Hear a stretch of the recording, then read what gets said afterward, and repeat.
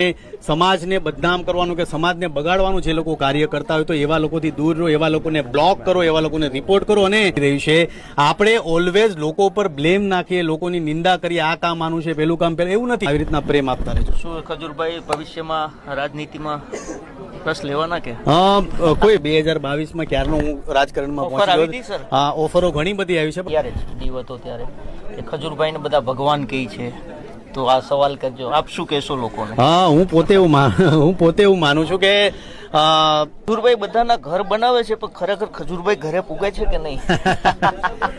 એ તમે માનશો નહીં, તમને બહુ આશ્ચર્ય થશે કે હું હંમેશા એવા કલાકારોને જ પ્રાયોરિટી આપતો હોઉં છું જે હકીકતમાં મને કંઈ ટેલેન્ટ લાગતું હોય છે.